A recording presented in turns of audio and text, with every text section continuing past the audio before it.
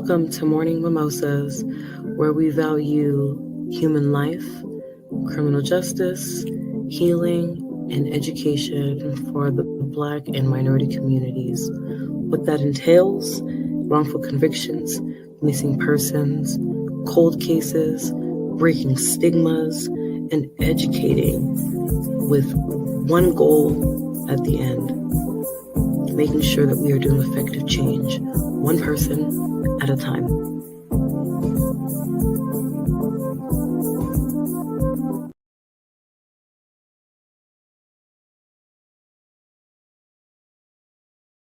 Welcome to Morning Mimosas, where we value human life.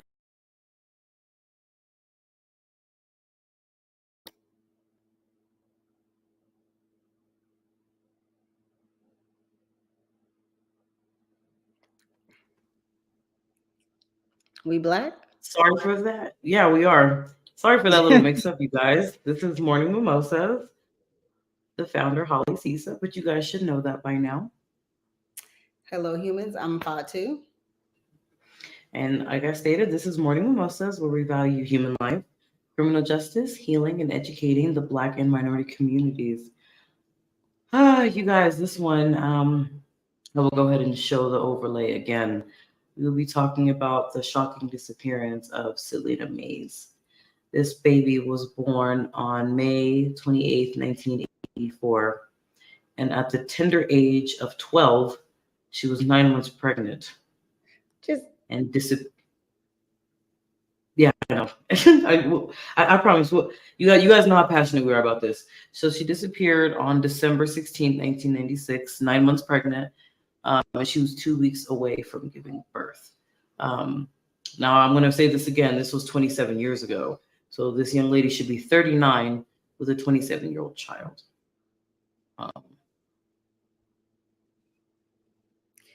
the fact that no one questioned the pregnancy at 12. I understand that it was a small community. I understand the whole possible cult-ish religion part of it. Um, but at 12 years old, the dad, because I know he had custody, nobody CJ Mays. apartments and the 14 people, none of those people said anything about this baby being pregnant at 12, especially with the it being a grown ass man. I'm just Look, confused. That's the this first case, first this day. case from beginning to the end is just frustrating. Like, I don't mean to cut you off. It's just this whole case from beginning to end is just really frustrating. Yeah.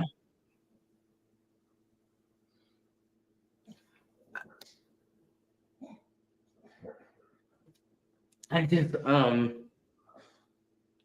mean, that poor baby, like, she should be a grown woman right now, and we don't know where she is. No one has seen her. When she disappeared from her aunt's home, and we will actually talk about the aunt later because she's a key factor in this case. She disappeared from that aunt's home actually the night of the 15th. I guess they didn't report her missing until the 16th. Mm-hmm. Um, and I mean, she was 9 months pregnant and 12 years old. Like, I just Doing 2 weeks. Let's don't forget to add that. Doing 2 weeks.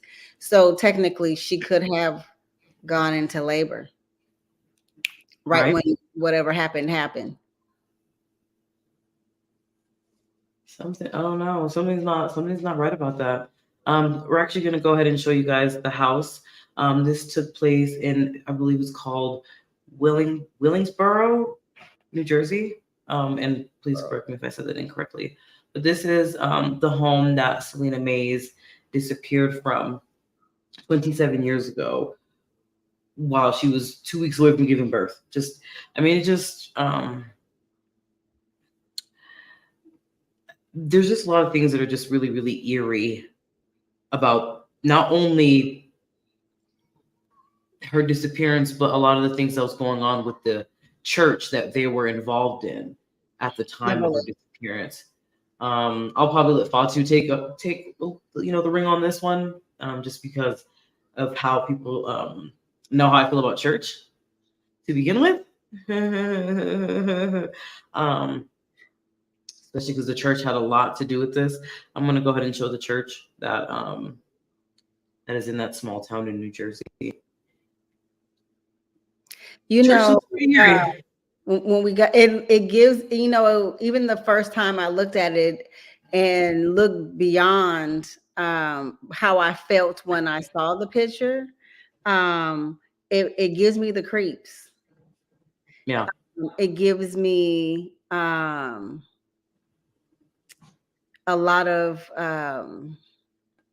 unpleasant memories, a lot of innocence being taken, a lot of just being taken. I mean, as the church, if your family didn't say anything, even though the family is at the church, isn't somebody obligated to say something? Okay, so let's talk about that. We also know that the church was also family, right? We know that the auntie was the pastor, and we know that we're gonna dive deep into it. We also know that the auntie's son, who is Sean Smith, and this is who police believe, and a lot of us believe, is responsible for the pregnancy, at least. He looks like he's in his, well, how old does it say that he's in? 23. 23 at the time, yep. And she was 12. Yeah. So if you guys are tuning in, we are currently talking about the story of Celina Mays, a beautiful 12-year-old girl who went missing on December 16, 1996, who was 9 months pregnant and 2 weeks away from giving birth to her child. Currently, we are showing you the Mount Holly pastor's son, who is Sean Smith. He was the one that is allegedly the father of Celina Mays' unborn child. He was arrested on sexual assault charges. I believe this is. Okay. I'm going to read a little bit of the article. It says, according to the complaint, Smith had sex with the first victim from 92 to 94, and then the second one from 93 to 95. And if I'm correct, this is 97 when he was arrested, or 98. So. If you guys want to go ahead and look Mr. Sean Smith up, I believe he's deceased now, but that's another thing that makes me irritated about this case, is that all of the key players in this episode are deceased, including Papa Mays. I'm sorry, okay. Start. You guys know me. I have respect for the dead, but not if you were a sucky person when you were alive. I can't switch lanes just because you're deceased. Because you're dead. It doesn't work that way. And I honestly think that Mr. C.J. Mays, God rest his soul, I guess, is that what people say? Strike one. Yeah, we're not doing that for him. Okay. So, I mean, I just don't think he took care. I don't think he took care of his daughter. I think he knew what was going on with. I don't know if the aunt was his sister or if the aunt was his ex-wife's sister or whatever the situation is. But he fought the family for her. Was it for the purpose of having a baby for some incestual churchy bullshit? We've seen it happen before. Yeah. I mean, we've seen it happen before. That's sick as fuck. You fight tooth and nail for your baby. Yeah. And then she gets pregnant by your nephew. Yeah. And you do nothing, clearly, because he was still going on and basically statutory raping girls after her. So nobody did anything. But that's a problem within the Black community. That That's is true a too. huge problem. Church, no church. It's just a problem within the Black community. Like, you know, that uncles and whatever the case may be, you know, because sometimes it could be an auntie, you know, or Okay. someone on the female side, but you know this person is a pervert, and you just keep, you know, taking your kid around and leaving them. You know what the fuck is going on because it happened to you. So why would you send your kid through that? They say they changed. Them motherfuckers ain't changed. They just know the safe way to No, get the person in. exactly. You know, what is the African proverb? A leopard doesn't change its spots. Stripes, fool. Spots. You should, Oh, right? oh, Listen. okay. I was like, oh, okay. I was like, oh, thank you. But no, it's. It's sickening. Like, I wonder, has he been missing? Okay, allegedly. I have to, I guess, be politically correct. I mean, but he was arrested for two other girls. Come on, do I have to say allegedly just No, because I have to be politically correct? No, no. no, and I'm not going to say allegedly. How long has he been messing with that little girl? She got pregnant at 11. Let's just clarify that. She was born Right. in May. She was born in May. She Mm-hmm. was doing this. She was doing December. She was 11 when she got pregnant. Yes. Just turned, maybe it was for her birthday. Disgusting ass man. Sub ass human. That's what he is. I mean, that still puts you at 22 and 11, 20 and 10. Like, we counting down now. And you messing with these little girls, and your mama is the minister of the church. And she ain't called you out. She ain't even said to stop, you know, you got a sickness and we're gonna pray it out you, because it looks like they do exorcisms at that church. Okay, this you And talk about this place. yes, not even Ooh. the feeling that I got when I saw the picture. So that's not even a jokey joke. But why did you not get your son help? You just pretended like, you know, I saw an episode of The Closer where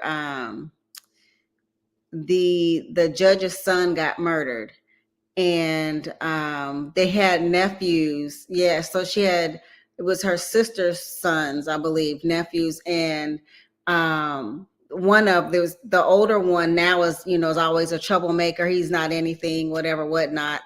And he used to always love his cousin, and then after a while he never wanted to go, and then he went off to college or just left home and realized, he came home and saw the same look in his little brother and killed him. Yeah, killed the you know, apist. And and so the mom was in denial. He had been touching people before, and I guess the boy had said something about he is doing it, and the judge was in denial about it. You know, it was white folks, but the same black folk action. All people, fucked up people action. Like, you're the judge, and you see people before you all the time. You're really blind that your kid is like this? You What is know, as his mother, that he was touching those little girls. You could tell how their body reacts to him when he comes around right? in the very beginning, and then after a while they gave in and just did whatever he wanted. You know, it's different body languages. You can see that. Why are you not getting your son some help? Why are you not kicking him out the church? Why are you not calling the police on him? Can I say something about that? I'm sorry, I have to comment on that. It's because that's how church people are. You know, they don't want a certain stigma put on them. They don't want people to know certain things about their family. They want this they want this fake facade. I know a facade is fake, but I'm just, accentuating how fake it is, the fake Yeah, facade. that's like chai Like, tea. I got you. like it's just so frustrating. Like I I'm not even gonna tell you the bad things that's happened to me in church, y'all. Like that's just a whole nother conversation, which is why I am so passionate about this Celina Mays story, because she was a baby. Let's Yeah. start there. She was a baby. She was 12. Mm-hmm. And not only that, at some point her parents stopped taking her to the OBGYN. Let's note that as well.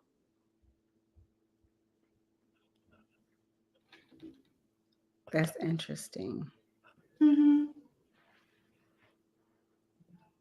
And the father, PJ Mays, um, when he spoke, he said that he thought his daughter ran away because they were insisting on, Celina telling them who the father of the child was. You already knew. So what you insisted upon? You knew. There's no way that y'all all went to the same damn church and you did not know. It was a small. It already said in the article it was a small little knit. So everybody knows everybody. Shit, everybody is probably related at this point because everybody having babies with everybody who having babies with everybody. So everybody is related. Okay. And then what if they found out that for some odd reason the bloodline was too thick and something was wrong with the baby? And did y'all get rid of her for that? I like it's just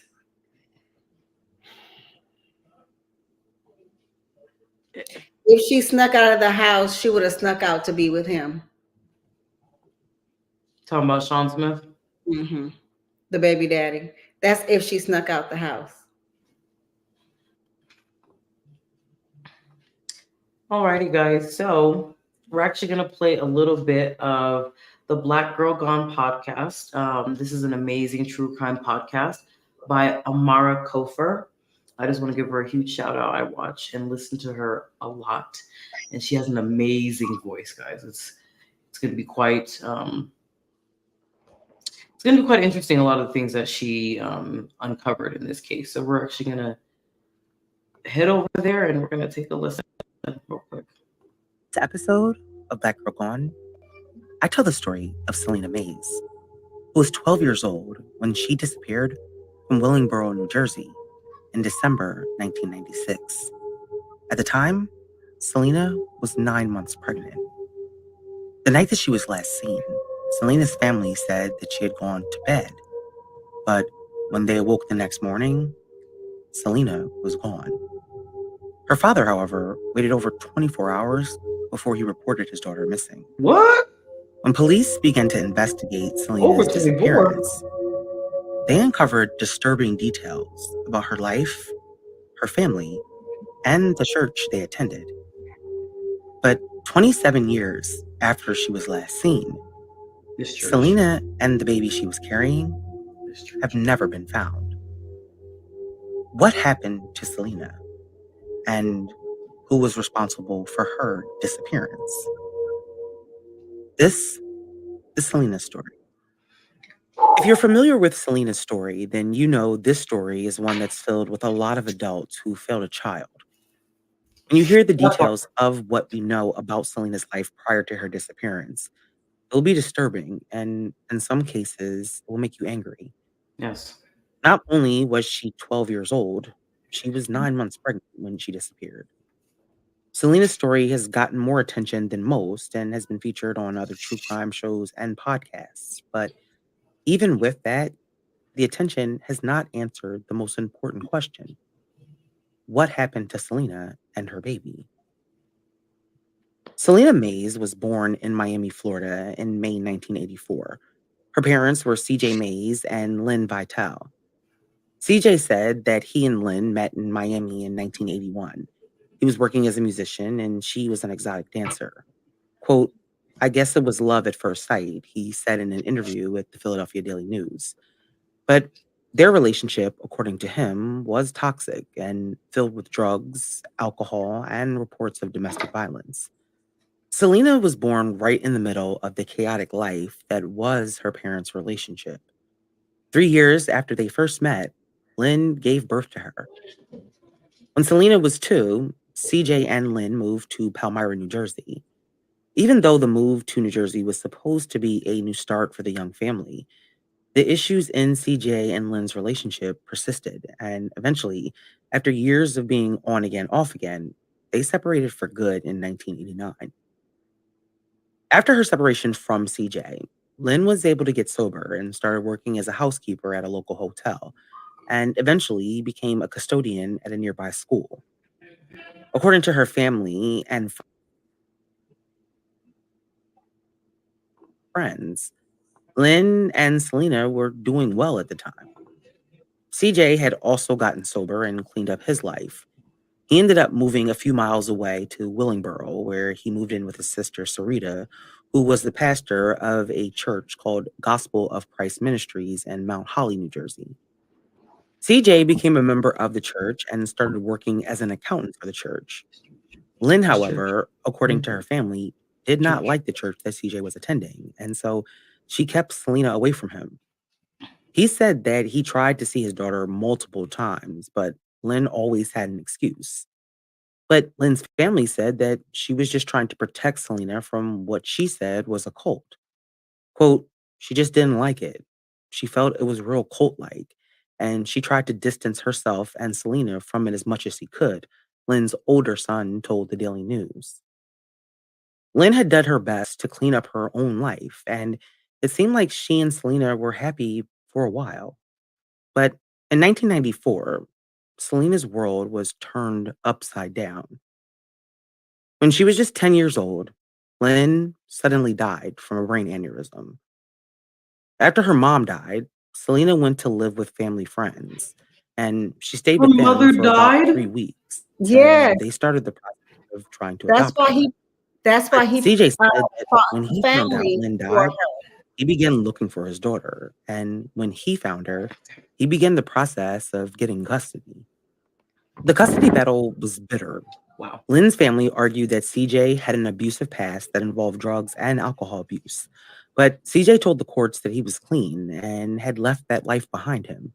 He was now working at the Right. church and had gotten married. Mm-hmm. He said that he believed Lynn's family had issues with the fact that he was black and they were white.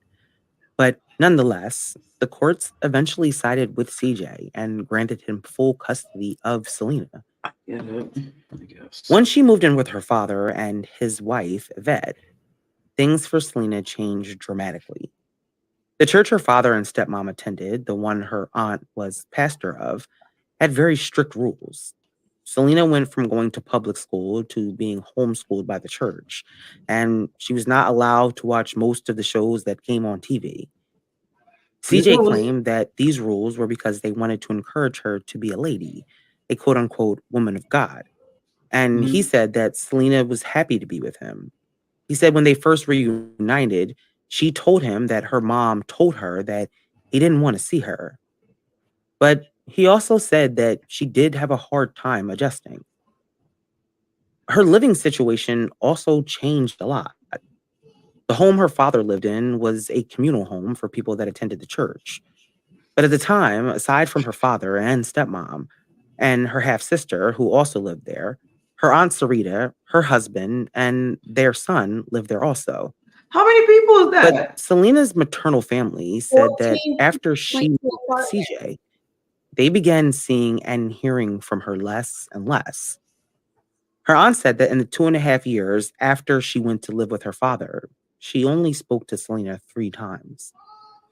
CJ, however, told the Daily News that it was Celina's decision not to have contact with her mom's family.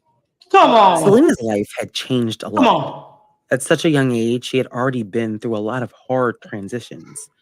And like I said, her father himself acknowledged that she was having a hard time adjusting to her new life. Whoever Based on what he said about the rules that Celina was living was under, their it case seemed like for she was the also every under strict supervision. She was being homeschooled, and she spent most of her time at church or at home.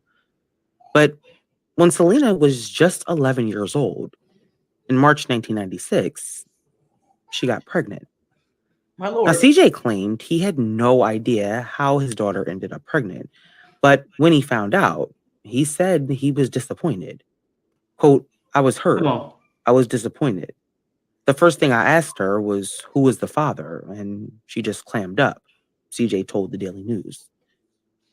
CJ said that eventually she told her obstetrician that the father was some 16-year-old boy who didn't attend the church she went to. But he said she never told him the name of the father. And Celina's pregnancy wasn't a secret. everybody in her church knew. And in a church as strict as the one described, you can imagine the whispers and the things that were said directly to Celina. They Mm-hmm. don't But know. despite being only 11 years Mm-hmm. old, she Whispers, was right? attending her Mm-hmm. doctor's appointments regularly and taking her Oh, prenatal man. vitamins while her pregnancy progressed. However, according to reporting, her family was not helping her.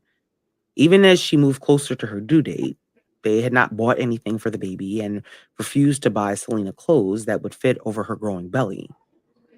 I mean, this situation was far from normal because No. there's nothing normal about an 11-year-old being pregnant. CJ said that they tried to find out the identity of the father, but no matter how many times she was asked, he said Celina refused to tell anyone. Because it was the CJ cousin. said that he continued to press Celina about the Exactly. identity of the Sean father. Smith, we all know that. And he said that Celina became angry when he told her that he could get a paternity test to find out. It's hard to imagine what was going on in Celina's young mind at the time. The only account we have comes from her father and the people around her. But there's no way to know exactly how this child felt or if she truly understood what was happening to her. Right. It's hard to understand how, if she was living in such a strict environment, living a Correct. really sheltered life, how at Exactly. 11 this was able to happen in the first place. In that Correct. sheltered life. But Celina In that sheltered would never life. give birth to her baby because before she could, she disappeared. On Sunday, December 5th, I'm so glad that it played to that point. If she had such a strict life between homeschooling and the church, and it's all the same people, how do you not know that it's that boy? You can't believe that it's some 16-year-old boy that don't go to the church because she's only with y'all all day, every motherfucking day. Exactly. So Exactly. make it make sense. Sheltered, just like so. The clip we And just then you played. motherfuckers didn't help her as if she was the problem. She was 11. You cannot think that she was out there just throwing it. Exactly. Oh, Exactly. God. Exactly. It's disturbing. Just the So thought process. the clip we just played was from Black Girl Gone podcast. Once again, the host of that is Amara Kofer. So I appreciate the work that she does as far as true crime. She likes to get down to the stories that need to be told over and over and over, as her and people like me and Miss Fatu seek justice. Um, like you mentioned, she had a sheltered life. That sheltered life got her pregnant. I mean, let's just call it what it is. I still want to know who had the task of investigating this father to see if he was stable enough to get his child. Exactly. Yep. Why would it be appropriate that they are living this many deep in 2 apartments? Because I'm sure the church factor and all of that doesn't factor in, but they are living one on top of one another. So I'm pretty sure that the environment that she came from was not like that. Did they just see a Exactly. little nigga girl and say, who cares how she turns out? Because they did that and look how she turned out. Where is she? Because you didn't give a fuck. There's Right. no way he should have cut that girl.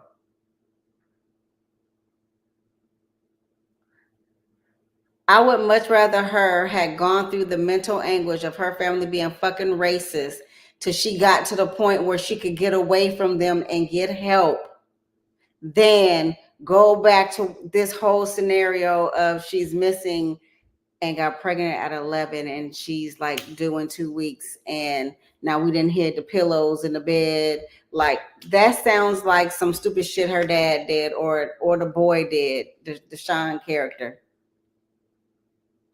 That's what that sounds like. But when she says many adults failed this baby. A lot of them did. From the father, the stepmother, especially that, I'm sorry, that fake ass auntie pastor. I'm sorry, you guys know how I feel about certain. So there are some good pastors out there, but it's people like her that are the reason that I just can't do church, y'all. Like, I mean, she knew her son Sean Smith was a pervert. She knew that because I'm going to show you guys this again. He was arrested on sexual assault charges of 2 other girls. She absolutely knew, but she was worried about what that would make her look like. And then you got caught. And instead of looking like my son had a problem and I turned him in so he can get it taken care of, you just look like the mom who knew and didn't give a fuck that he was horrifying young girls, little girls. In his, I'm telling you, and there's also the possibility that someone in the family molested him as well. And that's where all that started from. Shit, it could have been the mama. I'm not going to hold nothing past nobody because a lot of people like to. His dad. Okay. My issue is people hiding behind the I guess whatever they call it, hiding behind the cloth. However they say that. Clergy, yeah, hiding behind the cloth. And I'm just like, when are people going to start holding like church folks accountable for the stuff that they do? You know, I'm not saying anything, you know, negative against people who go to church because there's some amazing people that go to church. Mm-hmm. But my issue is, I don't know if you guys have noticed, most people that commit crimes are people that go to church. Oops. Oh, did I say that out loud? Is that going to affect? I mean, it's true. Obviously, a lot of us see true crime, and there's it was holiness that started, and they were churchy, so. and then the spouses that murder their spouses because divorce is wrong, but murder is okay. Make that make sense. Oh, it's because I'm Catholic. I can't get a divorce, but I can definitely take your ass out for some life insurance. I mean, right. Oh, goodness. Celina Mays, I don't know where you are, sweetie. I don't know. Not even sweetie, because you're older than me, technically speaking, but I have to speak on you being a 12-year-old child because you disappeared when you were 12. I can't account for you being 39 because we don't know where you are. We don't know where you are. You disappeared at 12. I would imagine that whoever took her from where she was, whether it's meeting up with someone, which I think that he got off easy, not just with receiving the charge of statutory rape, and now that he's no longer breathing. But I believe that he lured her away that night because it was getting close to the time that baby was going to do, and the dad had already said we're going to get a paternity test, so they was going to find out. And she didn't have the baby. He killed her while the baby was still in her belly and buried them. I mean, no reports of a baby being born to an 11-year-old anywhere. Would they even go to the hospital? Shit, they stopped taking her to the doctor and they weren't helping her.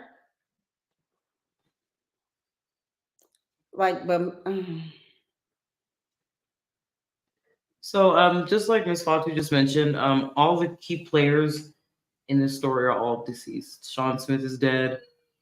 His mother's deceased, and so is CJ Mays. And a stepmother. She's gone too. So she came back and snatched all their asses, didn't she?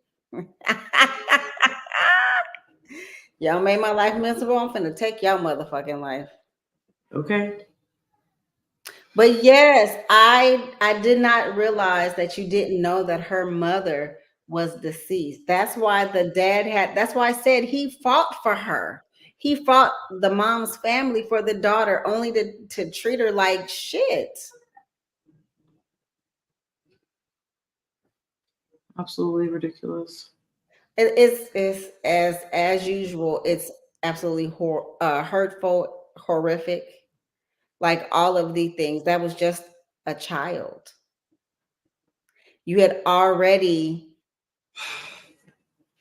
abandoned her, hurt her, neglected her, religiously abused her, moved her away from anyone who even acted like they loved her, because clearly y'all could not have acted like you loved her. From the fact that y'all weren't even helping her with the baby, no diapers and all of that. I don't know how she was supposed to figure it out. Right. But you failed this child, because Immensely. end of the day, even if it wasn't the cousin and it was the 16-year-old that wasn't, she still cannot make that decision. She couldn't. And where did she get pregnant at? Where did she get pregnant at? Here. She was only Here. right. She was only in the house with y'all being homeschooled and at church. So, because y'all kept a tight knit on it. And then with her not telling you, that means somebody must have made a threat to that baby. That's true. And If you instead of, tell, I'll kill you. Yeah. and it was getting close to the time. That's how I know it Yeah. had to be Chester the child molester.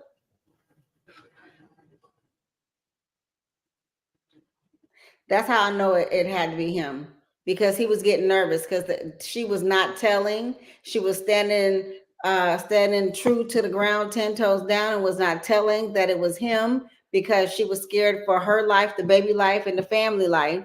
Because I mean, you have to be insane to rape not only your family member, but then a minor like that, and then for her to get pregnant. And I'm sure that everybody in the church knew it was him, and then made her feel worse. Shit, she could have left and committed suicide.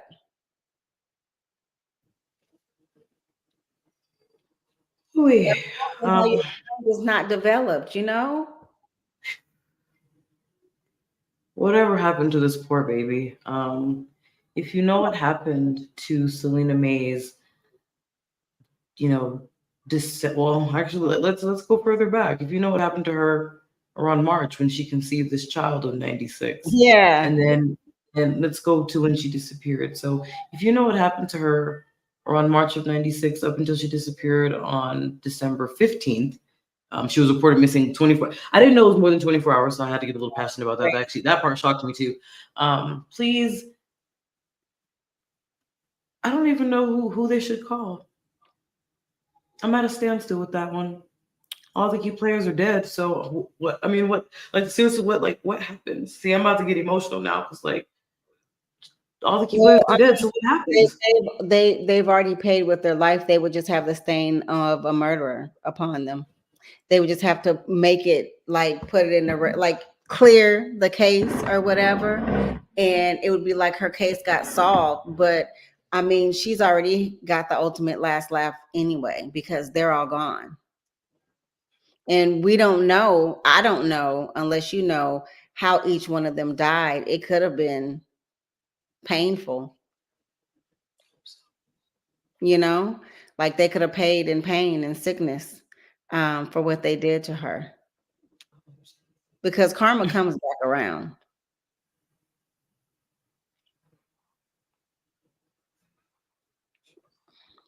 But she was 11.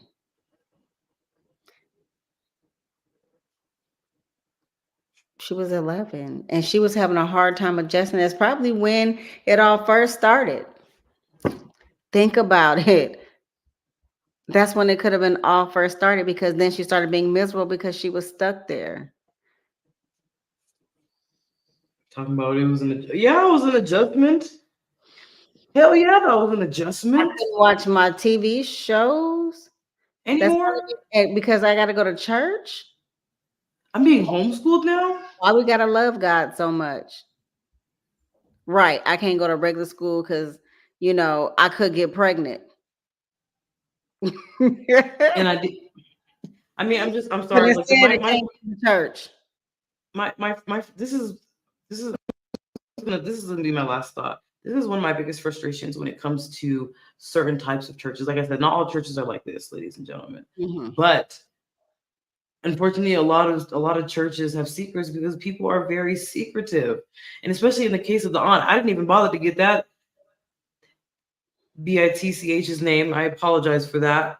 Because I don't respect people who know something, and she wanted to self-preserve herself instead of getting her son some help. But then, that's a whole nother episode where I can go ahead and rant about that. But the church failed her, and all the adults in her life failed her. But we're gonna go ahead and get out of here, you guys. This is Morning Mimosas. Please keep the people who actually love Celina Mays, which is her mother's side of the family, in prayer as they seek justice for her. Because that side of the family actually truly loved her. They just lost a fight. They just lost a fight. That's it. And unjustly. Because look what happened to their loved one. Now they have to suffer with that. Right. That's ridiculous.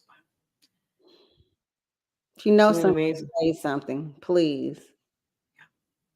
Willingboro, New Jersey. We are shouting out to you guys tonight. Or morning, or wherever. Whatever time you hear it, see it, whatever. Stop and say something. I don't care that Sean Smith is deceased. I really don't care about that, honestly. I'm just gonna let that be known now. He's already a rapist. Put the murder on there too. Exactly. And then wherever he's buried, dig his ass up and take him to the prison yard and bury him. And bury him in the prison cemetery. Yep, sure do. He doesn't deserve to be resting in any kind of peace. Absolutely not. And the father too. Because none of them really. None of them. They were all trifling. All of them. I can't believe all in the name of God. I have to go after this. I can't. Well, thank you guys for tuning in. Catch us the next time. We'll be ranting and raving in a learning environment, help this family, help our community type of way, not just to be ranting with no direction. The direction is towards justice. So absolutely. I appreciate that, Ms. Fatu. As you guys know, we are Morning Mimosas, where we value human life, criminal justice, healing, and educating the Black and minority communities. Until next time, we'll see y'all later. Bye, humans.